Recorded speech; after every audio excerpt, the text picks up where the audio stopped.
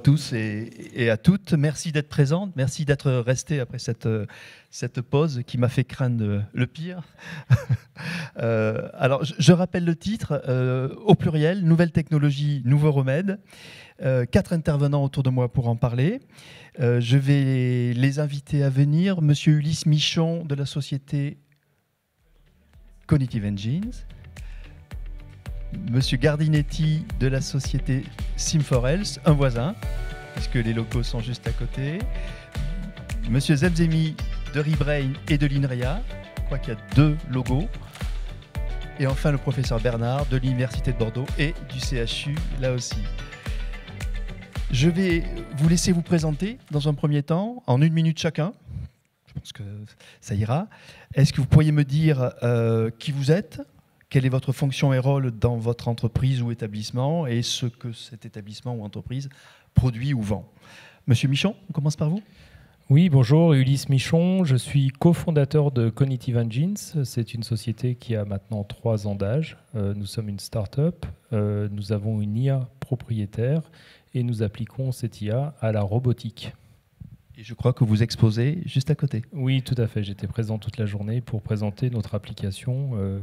Ce qu'on a démontré, c'est la possibilité de piloter un robot par le geste sans aucun code informatique pour l'utilisateur. Monsieur Gardinetti, je vous laisse enchaîner. Oui, donc Olivier Gardinetti, je suis le directeur technique de la société Sim4Health. Donc on réalise des simulateurs qui permettent de former les professionnels de santé, donc pour apprendre parfois des procédures, des gestes, en tout cas mieux se préparer à certaines interventions. On est basé ici, à la Cité Numérique. À l'étage, là derrière. Juste au-dessus, exactement.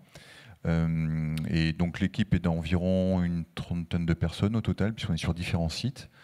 Et on a une existence depuis 2016, si on considère vraiment l'unité Sim4Health. Et plus de 150 000 professionnels de santé déjà formés. De très nombreux professionnels de santé, effectivement, qui utilisent nos solutions, aussi bien en France qu'à l'étranger.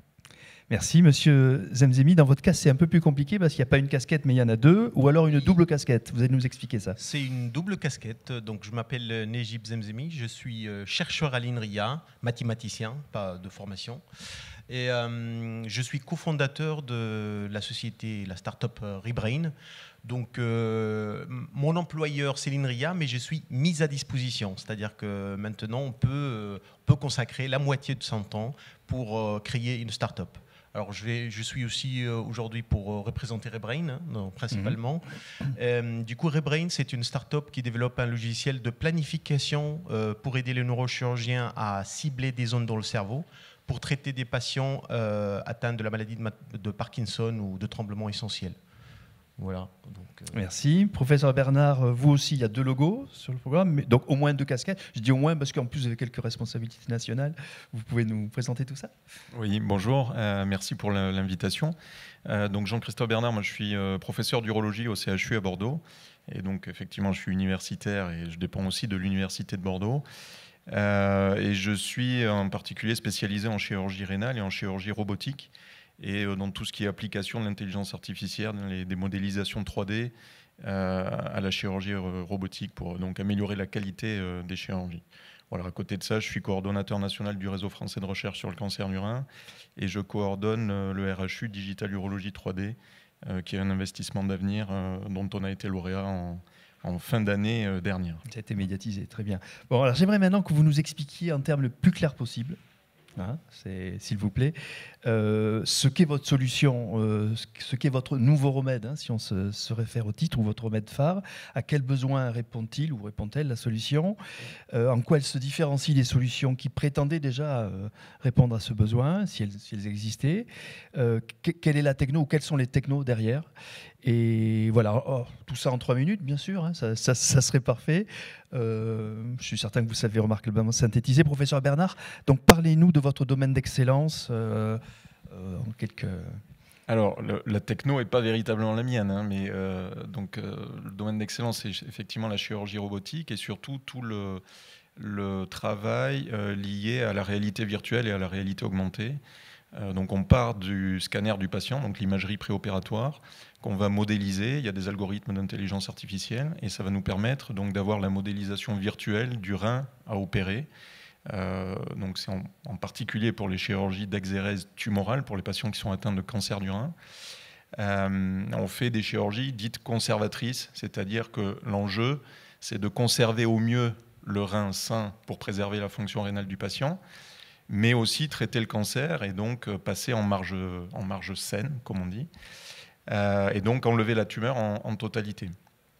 Et là, l'intérêt de cette chirurgie guidée par l'image qu'on a décrite, c'est justement d'améliorer la qualité de cette chirurgie, donc la qualité des marges d'exérèse de la tumeur, la qualité de conservation du parenchyme et de fonctionnalité de l'organe qu'on souhaite conserver. Et donc un des travaux sur lesquels on se focalise là, c'est comment on arrive à passer de la réalité virtuelle, c'est-à-dire qu'on a le modèle tridimensionnel à côté de la vue péropératoire, à de la réalité augmentée, c'est-à-dire qu'on va être en capacité de superposer la modélisation tridimensionnelle sur la vue péropératoire et avec une reconnaissance automatique des mouvements de l'organe en cours de chirurgie. Voilà, donc ça fait partie d'un des axes du RHU donc qu'on a lancé le 15 avril. Voilà. Au niveau des mots-clés techniques, il y a plein de jolis mots-clés là. Hein. Réalité virtuelle, augmentée. Il y a pas mal de mots à la mode en tout cas, oui. Ouais. Et il y a aussi un aspect éducation thérapeutique, je crois, des patients. Alors, effectivement, il y a un aspect éducation thérapeutique parce que ça, c'est plus sur le versant. Alors, on peut utiliser les modélisations virtuelles de la même façon, à viser éducation thérapeutique pour le patient, mais aussi pour l'enseignement des étudiants en formation, donc en médecine. Mais le prolongement, c'est l'utilisation de la technologie d'impression 3D. Donc, à partir du moment où on a le modèle virtuel, on peut utiliser la technologie d'impression 3D pour passer du virtuel justement au physique et mettre dans la main du patient le rein imprimé en 3 dimensions, qui est son modèle propre, son clone, entre guillemets, pour lui permettre de mieux comprendre la situation, quelle est sa maladie, où sont situées les tumeurs, quels sont les enjeux pour le chirurgien, les difficultés, et donc permettre d'améliorer l'éducation préthérapeutique par rapport au geste chirurgical prévu et au risque aussi de complications post-opératoires, pour faire en sorte que le patient soit complètement acteur de sa prise en charge et en capacité de dépister par exemple des complications, etc. D'accord. Je reviendrai vers vous tout à l'heure pour nous expliquer un peu plus la relation avec le patient. Monsieur Zemzemi, à votre tour, dites-nous ce que permet désormais ReBrain. Alors, ReBrain développe un service comme j'ai dit tout à l'heure, d'aide à la planification de la chirurgie. Alors, comment ça se passe ? On va partir sans ReBrain pour voir quelle solution apporte ReBrain. Un patient qui est atteint de la maladie de Parkinson ou du tremblement essentiel a généralement un traitement médicamenteux qui l'aide à arrêter le tremblement, à pouvoir marcher, à faire des gestes de quotidien. Mais à partir d'un certain moment, ces médicaments ne sont plus efficaces. Et du coup, les patients se trouvent handicapés. Ils ne peuvent plus même prendre un verre d'eau pour boire, ou ils ont des troubles de la marche, par exemple. Et du coup, ça devient très, très handicapant. Et l'une des technologies utilisées aujourd'hui, parce qu'il y en a beaucoup, c'est la stimulation cérébrale profonde. Alors, c'est un pacemaker du cerveau. Vous connaissez le pacemaker du cœur. C'est une pile électrique, on va dire.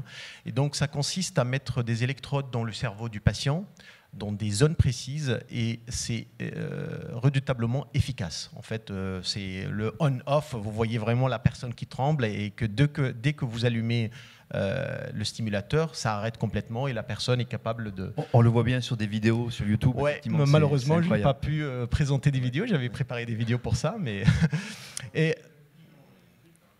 Oui, tout à fait. Et du coup, alors pour que cette chirurgie soit vraiment efficace, il faut que les électrodes soient placées dans des zones vraiment très, très spécifiques qui sont de l'ordre de millimétrique, 6 mm pour le noyau sous-thalamique, par exemple, pour ne citer que cette structure. Et du coup, comme cette structure est très petite, elle est très difficile à voir sur l'IRM. Et du coup, le chirurgien a besoin, pendant l'opération, d'introduire des microélectrodes et de réveiller le patient pendant l'opération pour voir si la position est bonne ou pas. Et du coup, dans cette procédure, c'est très difficile pour le patient d'être réveillé alors que le cerveau est ouvert, comme on dit. Et c'est difficile à accepter et c'est très long. La chirurgie prend entre 6 et 8 heures. Et donc, notre solution, c'est de planifier cette chirurgie, en fait, de dire au chirurgien où il faut mettre les électrodes, en tout cas, la région où il doit mettre les électrodes, et ça lui permet de faire une chirurgie sous anesthésie générale. Et donc, cette solution permet de réduire la chirurgie d'au moins 3 heures, de ne pas réveiller le patient pendant la chirurgie et d'être plus efficace. Donc, plus efficace, ça, c'est des études cliniques qui sont en cours, qui sont très, très promoteurs. Les premiers résultats sont vraiment d'une efficacité comparable aux microélectrodes, enfin, d'aller chercher les zones. Et du coup, notre solution, c'est un service. Aujourd'hui, on reçoit les IRM des centres hospitaliers et on renvoie une IRM marquée avec la zone où il faut mettre les électrodes. Et la techno derrière, c'est de l'IA. Alors, en 2 mots, la techno. Il faut que je dise les mots-clés. Voilà.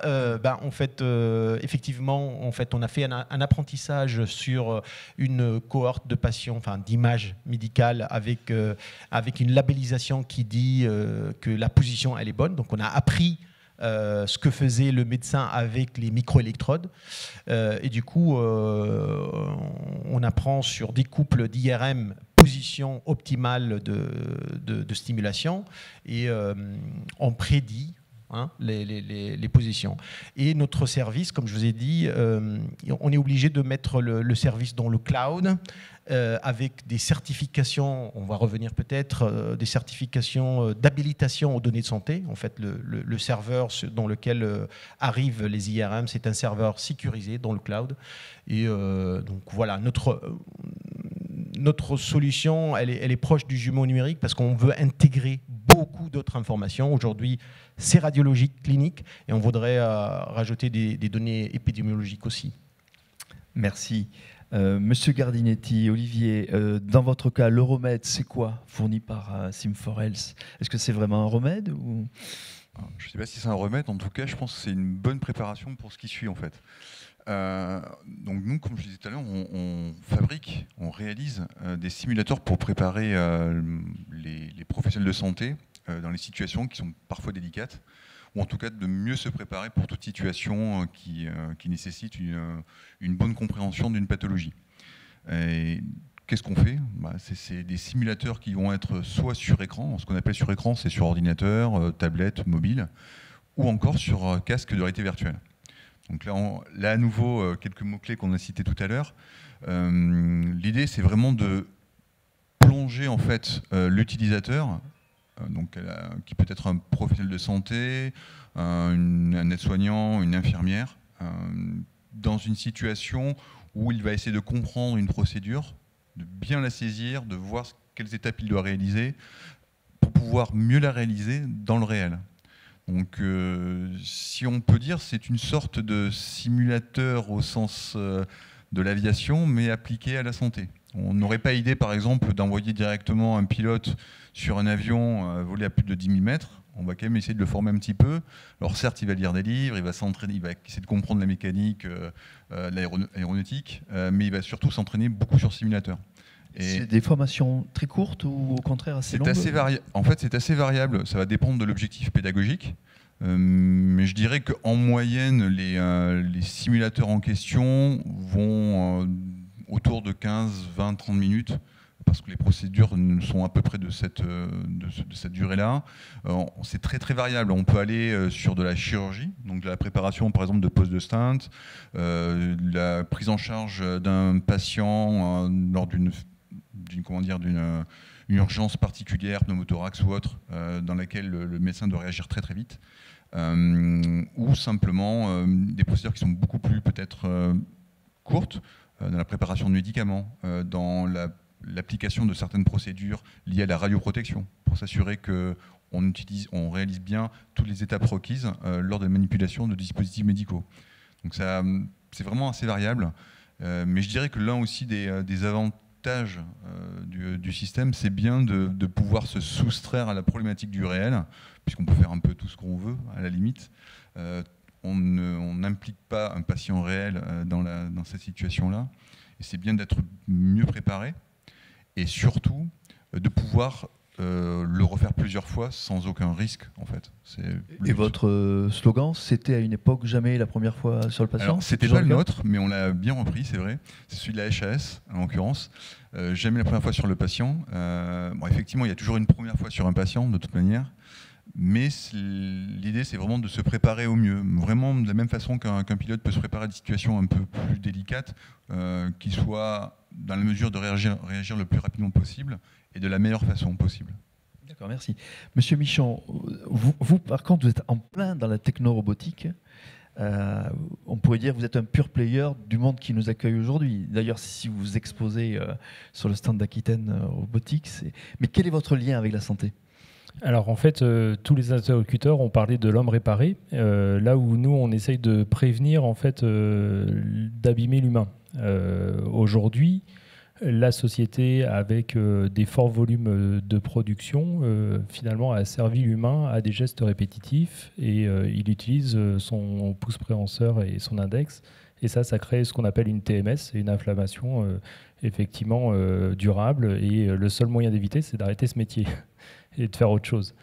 Donc nous, notre propos, et on est né finalement en plein milieu du Covid, c'est pour la santé, l'apparition finalement de ces gestes répétitifs d'analyse laboratoire sur les PCR que vous avez tous subis, sur l'augmentation de la donnée qu'il faut tirer d'analyse. Et donc on se retrouve avec des gens qui ont Bac+5, Bac+8, dont le métier c'est de faire l'analyse et qui se retrouvent pour la moitié de leur temps en train d'ouvrir des flacons avec le pouce et l'index. Voilà. Et l'autre partie sur laquelle on travaille, c'est les risques psychosociaux. C'est-à-dire que quand il y a une avalanche permanente d'éléments et que la journée ne finit jamais, eh ben, ça crée du stress. Et donc ça crée des erreurs de reporting d'informations. Donc pour nous, ce qu'on apporte à la santé, c'est la possibilité d'un robot qui travaille en coactivité avec l'humain, qui puisse le décharger sur ce stress de l'avalanche de flacons à traiter, et qui puisse lui permettre de soulager effectivement des gestes répétitifs, tout en apportant finalement dans l'analyse de l'image une traçabilité sur les QR codes, sur les noms des gens et choses comme ça pour avoir des plans d'expérience qui puissent corréler l'analyse et la personne. Donc c'est aussi une possibilité demain d'accélérer en fait le médicament sur mesure pour les personnes, puisqu'on va rentrer aussi dans ce monde-là où on va tester des réponses à des virus, à des médicaments sur mesure pour chaque catégorie de gens qui se trouvent dans l'hôpital. Aujourd'hui, vous êtes en phase de POC, je crois. C'est oui, ça, vous avez plusieurs POC. Alors, on a eu la chance d'être sélectionné par Boehringer Ingelheim, qui est le numéro 2 de la santé animale, pour la réalisation d'un premier POC qui est justement dans l'analyse laboratoire, la possibilité de manipuler ces flacons, de les identifier, de les ranger, de les présenter à l'opérateur qui va les pipeter pour effectivement soulager tout ce process qui jusqu'à maintenant est un process fait à la main et qui va être fait par un robot. Ça veut dire que notre posture de travail, c'est la possibilité d'une coactivité entre l'humain et le robot. Alors, si je prends un robot tel qu'il existe aujourd'hui, il n'a pas de yeux, il n'a pas de sensation, donc ça veut dire qu'il ignore l'humain et donc il peut, sur un mouvement, taper même l'humain. Donc nous, on met des yeux et un cerveau au bras robot pour leur permettre de percevoir leur table d'activité et en faisant ça, en fait, on ouvre aussi la communication sans contact par le geste de la main. Et c'est très intéressant dans le domaine de la santé puisque en fait, les gens portent des gants. Donc ça veut dire que chaque fois qu'ils vont devoir toucher un écran tactile ou pousser un bouton, ils doivent enlever leurs gants et ensuite en mettre de nouveau. Donc du point de vue RSE, du point de vue déchets, c'est horrible. Là, nous, on propose simplement que l'humain puisse communiquer par son geste et dire au robot dans quelle phase de travail il doit se placer. Merci à tous les quatre. Je crois que c'est assez clair ce que vous apportez. J'aimerais maintenant qu'on se focalise sur le bénéficiaire final de votre solution, de votre expertise. Est-ce que c'est l'utilisateur? Est-ce que c'est le patient? Est-ce que ce sont les deux? Et quels sont les gains pour l'un et pour l'autre? professeur Jean-Christophe Bernard. J'imagine que le chercheur que vous êtes connaît bien les besoins du chirurgien Bernard Jean-Christophe, qui voit des patients en opère tous les jours. Donc, parlez-nous un petit peu des gains pour le chirurgien, pour le patient. Voilà, 3 minutes environ chacun. Alors, les gains, ils sont doubles. Ils sont pour les deux côtés. Pour le chirurgien, comme je l'ai expliqué tout à l'heure, l'objectif, c'est d'améliorer la qualité du geste qu'on va réaliser. Donc, quand on améliore la qualité du geste chirurgical, le chirurgien, il est content. Mais en plus, surtout, on va améliorer les indicateurs de qualité. C'est-à-dire que, par exemple, tout à l'heure, vous parliez de la précision pour poser les électrodes. Donc là, quand on fait des chirurgies d'exérèse tumorale, on peut avoir des marges qui sont au demi-millimètre près. Et donc ça, c'est justement la qualité d'exérèse chirurgicale d'une tumeur. Elle va être liée à la qualité et l'ergonomie des outils qu'on va utiliser. La robotique, c'est quelque chose de fabuleux parce que ça nous apporte des outils qui permettent de travailler plus finement avec des outils qui sont articulés, avec une vision en 3 dimensions. On peut opérer très proche, avoir une vision très proche de l'organe qu'on opère. Et l'idée, c'est d'aller encore plus loin, justement, par l'implémentation et en couplant aux bénéfices de la robotique les bénéfices de l'intelligence artificielle, de la modélisation tridimensionnelle, pour justement avoir une meilleure définition des plans de passage, c'est un peu complexe à expliquer, mais si on prend l'anatomie du rein, par exemple, vous avez des structures dans le rein qui sont indispensables au fonctionnement de l'organe. C'est les vaisseaux, les artères, les veines, le système collecteur qui va récupérer les urines. Et tous ces éléments-là, bien souvent, en fait, ils sont en contact avec la tumeur. Et donc, si vous êtes en mesure de trouver le juste plan qui vous permet de conserver ces éléments qui sont indispensables au fonctionnement de l'organe, et d'autre part, ce juste plan qui vous permet d'enlever la tumeur en totalité pour éviter que la maladie ne revienne, eh bien vous avez nécessairement un bénéfice. Et donc ce bénéfice, forcément, il se retranscrit pour le patient parce que, d'une part, du point de vue oncologique, quand vous êtes en marge saine, il y a moins de risque de récidive de la maladie et donc moins de rechute. Et d'autre part, quand vous endommagez moins l'organe que vous souhaitez conserver, eh bien, vous allez avoir une meilleure préservation de sa fonctionnalité. Pour le rein, c'est la fonction rénale, et donc vous évitez la dialyse, par exemple. Et vous allez éviter aussi les complications post-opératoires. Parce que si vous lésez les vaisseaux, vous avez un risque hémorragique. Si vous lésez le système collecteur, vous avez un risque de fistule urinaire, c'est-à-dire que les urines vont s'échapper du rein et donc ça va faire une infection après pour le patient en post-opératoire. Et donc véritablement, l'objectif c'est ça, c'est-à-dire d'améliorer le résultat final pour le patient en améliorant la qualité de la chirurgie. Avec des interventions en ambulatoire aussi, je crois, certaines. Alors voilà, effectivement, c'est-à-dire que quand on arrive à vraiment augmenter la qualité du geste qui est réalisé, eh bien, on arrive à diminuer les durées d'hospitalisation pour le patient. Et effectivement, aujourd'hui, on fait 20% de ce type de chirurgie-là en ambulatoire, ce qui est un gap considérable, parce qu'il y a encore 10 ans, les patients restaient hospitalisés 10 jours après ce type de chirurgie qui était réalisé par voie ouverte. Voilà, et donc là, on a réalisé la première néphrectomie partielle robotique en ambulatoire en 2016 au niveau international, et aujourd'hui, on fait 20% de ces chirurgies-là en ambulatoire. Ce qui prouve effectivement le gain en termes de sécurité de réalisation du geste et en termes d'augmentation de la qualité. Et en peu d'années. Et en relativement peu d'années, mais grâce au progrès de la technologie et puis à l'amélioration aussi des pratiques chirurgicales. Bon, on verra tout à l'heure ce que sera l'étape suivante, si vous voulez bien nous le dire. Najib, votre solution Optime, qui s'appelle Optime DBS, je crois, oui. Elle apporte des bénéfices à qui? Alors, aux chirurgiens, on imagine, aux patients qu'ils traitent, aux patients qui attendent d'être traités, mais vous m'avez dit peut-être aussi à l'hôpital. Vous pouvez nous expliquer un petit peu tous ces gains? Alors, bien évidemment, le premier qui bénéficie, c'est le patient. C'est l'objectif. Comment il bénéficie, quel est le bénéfice du patient? C'est d'abord l'acceptabilité de la chirurgie elle-même. Il y a des gens qui ne veulent pas faire la chirurgie parce qu'ils ont peur d'être réveillés pendant l'opération. Et donc, avec notre solution, on peut faire la chirurgie sous anesthésie générale, et du coup, le patient n'est pas éveillé pendant l'opération. Le deuxième bénéfice pour le patient, c'est que la chirurgie est réduite en temps, donc presque la moitié du temps par rapport à une chirurgie classique. Et du coup, il y a moins de risques pour le patient. On n'introduit plus de microélectrodes pendant l'opération et du coup il y a moins de risques d'infection, il y a moins de corps étrangers qui rentrent dans le cerveau du patient. Donc là c'est vraiment c'est les gains du patient. Le gain du chirurgien, c'est de sécuriser, la précision, c'est de sécuriser le positionnement des électrodes.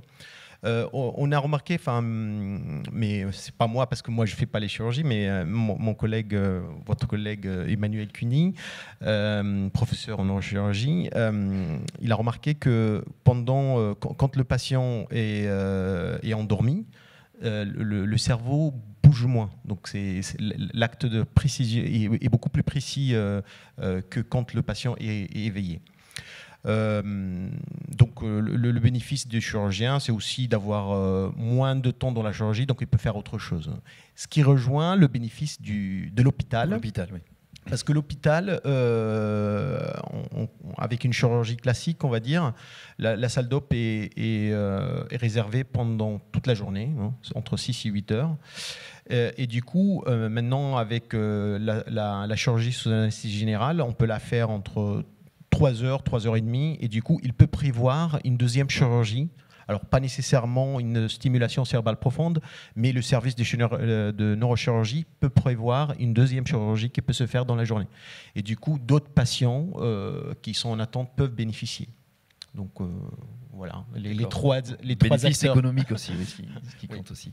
Dans le cas de Sim4Health, Olivier, pouvez-vous nous expliquer l'intérêt pour les professionnels de santé ? Est-ce que c'est un gain de temps? Ça permet un geste plus précis? Et comment les impliquez-vous dans votre processus de conception de vos solutions? En fait, il y a de nombreux avantages. Le premier, déjà, c'est de pouvoir, pour les professionnels de santé, de pouvoir voir un grand nombre de cas cliniques de manière sécurisée et pouvoir s'entraîner dessus. Si on prend par exemple les étudiants en médecine, durant leur internat, il est fort probable qu'ils voient peu en fait, de pathologies, ou en tout cas celles qui sont prévalentes, que tout le monde puisse y assister et puisse comprendre ce qu'il faut faire à ce moment-là. L'idée en fait, des simulateurs, c'est bien de pouvoir voir ce grand nombre de pathologies sans aucun risque, chez soi ou en cours ou ailleurs, et ainsi être le mieux préparé. Donc ça, je dirais, c'est le premier gain, le gain d'échelle, si j'ose dire, pour apprendre un maximum de connaissances à un minimum de temps, ou en tout cas dans des bonnes conditions. Le deuxième gain, il va être, qui est aussi lié à un lien économique, du coup, parce que tout ça, c'est du temps de personnes et effectivement du matériel à manipuler. Le deuxième, c'est aussi pour le professionnel de santé de mieux comprendre une pathologie lorsqu'il va devoir intervenir, peut-être une semaine après ou quelques mois après, et de mieux se préparer. Donc il va pouvoir voir sa chirurgie totalement en réalité virtuelle, par exemple, faire les mêmes types de gestes, ou en tout cas toute la procédure qui va être impliquée dans cette intervention, et par conséquent peut-être être mieux préparé lorsqu'il y aura une situation peut-être plus délicate à un moment donné pour intervenir. Donc ça c'est très important. L'autre gain, il est aussi pour le patient évidemment, puisque si le professionnel de santé est mieux préparé, mieux formé pour intervenir, le patient aura une meilleure prise en charge thérapeutique. Le patient, il ne sait pas, lui. Il ne sait pas que le lui, il ne le saura pas, il le saura en sortant, en tout cas, s'il y a une intervention. Donc, c'est vraiment quelque chose qui est à la fois intéressant pour le professionnel de santé, mais aussi pour le patient. Et je rajouterai juste un point aussi, puisqu'on a parlé professionnels de santé et patients, aussi sur les problématiques de dispositifs médicaux. Lorsqu'on veut s'entraîner, se former sur des dispositifs médicaux, quels qu'ils soient, on va être probablement dans une salle d'opération et on va bloquer cette salle, donc c'est un coût. On va bloquer du matériel qui n'est pas forcément transportable, si on prend du gros matériel d'intervention, robotique ou non d'ailleurs, et on peut parfois avoir des problématiques de fiabilité du matériel s'il est trop transporté. Et l'avantage de l'ensemble des simulateurs numériques, en particulier la VR, permet de se soustraire à toutes ces problématiques de logistique en fait. C'est de pouvoir s'entraîner, se former sur du gros matériel, sur des salles, sur un ensemble de problématiques lourdes de gestion de matériel qu'on n'a pas en fait en virtuel et qu'on peut reproduire comme on le souhaite en fait dans la formation. Ils en demandent d'autres formations, les professionnels de santé que vous avez formés Alors, vous devenez indispensable pour eux? Alors, indispensable, c'est un grand mot. En tout cas, on contribue à ce que les formations soient plus abouties. Ils sont vraiment acteurs aussi de nos simulateurs, puisque je dirais la plupart, pour pas dire la quasi-totalité, ce sont des experts dans leur domaine. On parlait du rein tout à l'heure, on a fait des choses aussi sur le rein, sur la PMA. Tout récemment, on a travaillé avec un laboratoire important sur toute la procédure de PMA, en collaboration avec l'hôpital de Cochin, en réalité virtuelle, où ils ont pu vraiment former les futurs chirurgiens, en l'occurrence médecins, sur toute la procédure de PMA. Et là, ce qui est intéressant finalement, c'est que même si pour certains c'était au départ quelque chose d'un peu particulier de manipuler cet outil numérique, aujourd'hui ils en demandent en plus, c'est-à-dire qu'ils veulent des choses encore plus avancées, plus abouties, finalement plus collaborative aussi, puisque ce qu'on ne voit pas forcément aussi, c'est qu'on peut travailler de manière collaborative dans ce type de formation en réalité virtuelle, par exemple. Merci. Ulysse Michon, vous êtes plus loin du patient, puisque vous êtes plutôt dans des remèdes, puisque vous êtes dans un environnement de production. Quel est votre lien avec les utilisateurs futurs? Est-ce que vous co-concevez avec eux? Comment ça se passe, la relation? Et voyez-vous des patients quelquefois? Alors aujourd'hui, on aborde effectivement par exemple une chaîne de production avec l'ensemble des parties prenantes, c'est-à-dire les gens de production, mais aussi ça a un impact d'accueillir un cobo collaboratif sur la partie RH, sur la partie financière, sur le contrôle de gestion. Voilà, c'est pas juste une lubie d'un dirigeant qui veut avoir une innovation dans son usine ou dans son laboratoire. Donc nous, on a une procédure finalement de travail qui consiste à considérer que la première demande n'est jamais la bonne et on va travailler avec une équipe en face de nous et extraire de l'information sur l'ergonomie du poste, sur la qualité de vie au travail, puisque notre leitmotiv, c'est santé et sécurité au travail. Donc ça ne peut pas se faire sans les gens qui font. Et les hiérarchies ne sont pas celles qui pratiquent, donc on n'a que des informations partielles si on est avec les décideurs. Deuxièmement, la technologie qu'on apporte, elle améliore le quotidien des gens par la mesure où elle est intuitive et adaptable. C'est-à-dire que il faut considérer, par exemple, si je reviens à l'analyse laboratoire, que on va mettre un premier vrac de flacons sur la table, mais que l'opérateur va pouvoir en mettre un deuxième, puis un troisième. Et donc, il faut que le robot puisse gérer sa vitesse en fonction de sa détection de la présence des gens autour de lui. Il peut travailler de manière autonome, mais il peut travailler aussi avec des gens qui partagent la table. Donc, on doit prendre en compte, effectivement, et que la solution qu'on propose soit adaptable à toute situation.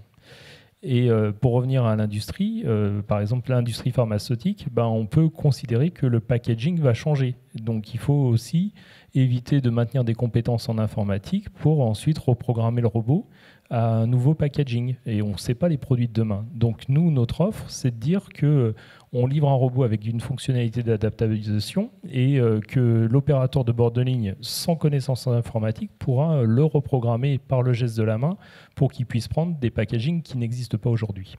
Donc c'est vraiment vous concevez avec les utilisateurs, exactement. Ce qui est un gage de réussite. Bon, on a parlé là d'un présent, moi que je trouve personnellement très enthousiasmant. Vous me faites rêver. Mais quid de demain? Alors, vous n'allez pas vous arrêter là, j'imagine. Qu'est-ce que vous allez encore nous inventer? Alors, ça restera entre nous, hein, pas de souci de confidentialité, on n'est pas nombreux. Ulysse, le robot, il viendra aider l'humain de plus en plus? 1, 2, oui. À partir du moment où on a cette interaction homme-machine, ça veut dire qu'on commence à potentiellement éviter des maladies, mais ça veut dire qu'on est aussi prêt, nous, à passer le cap d'aller vers un dispositif médical qui pourrait être, par exemple, la rééducation kiné. Qui d'entre vous n'a pas eu un problème avec un accident et qui n'a pas fait les exercices dès que le kiné avait le dos tourné? Et donc, notre envie, c'est d'aller jusqu'à la détection du micro-crispation pour un effort de trop et que le robot puisse, en tant que partenaire, gérer un asservissement de force pour suivre une progressivité d'exercice ou une adaptation en fait, à la capacité physique de la personne. Donc demain, kiné réparatrice peut-être. Oui, nous on aimerait bien, on est d'ailleurs ouvert à l'époque. Chez Sim4Health, quels sont les nouveaux horizons à explorer en simulation et en formation? Alors, il y en a plusieurs. Je dirais qu'il y a 2 niveaux. Il y a le niveau logiciel, sur lequel on a déjà commencé pas mal de choses, orienté plutôt IA, où on aimerait en fait pouvoir générer en fait un grand nombre de cas cliniques quasi de manière automatique. Je dis quasi parce qu'il y aura toujours l'intervention humaine pour certains points, mais ça serait un petit peu l'idée, et aussi de pouvoir donner la possibilité aux formés, hein, celui qui va être formé, l'apprenant, d'être accompagné de manière un peu plus proactive par le logiciel, mais de façon, je dirais, plus naturelle, pas simplement une voix ou simplement des textes qui apparaissent sur son écran. Donc il y a des pistes sur lesquelles on travaille et qui vont, je pense, se concrétiser. À quel horizon? Pas si lointain que ça, on va dire. Pas si lointain que ça. On sera encore là. Très bien. Et l'autre niveau, je dirais, c'est plutôt d'un point de vue matériel. Il y a eu de nombreuses évolutions au niveau du matériel, en particulier sur la réalité virtuelle, mais pas uniquement, je dirais au sens large, réalité mixte, réalité augmentée. On a connu moi j'ai connu des gros casques de réalité virtuelle, les premiers dans les années 90, qui coûtaient excessivement cher. Et aujourd'hui, on a des casques qui coûtent de l'ordre de 400-500 €, qui sont de très bonne facture. Et on va arriver sur quasiment des lunettes. Bon, on voit des choses arriver, hein, que ce soit chez Apple ou autre, mais on voit que c'est la direction qui est prise, et peut-être même encore plus miniaturisée. Et donc là, je pense qu'il y aura encore d'autres usages, ou en tout cas des usages qui seront plus aboutis, plus simples d'utilisation. Il y a encore cette appréhension pour certains d'utiliser cet outil-là, et je pense que cette évolution technologique va faire baisser complètement ces barrières-là. Voilà. De belles perspectives. Côté Rebrain, c'est quoi l'objectif? Diminuer la douleur encore des patients? C'est en soigner en moins de temps?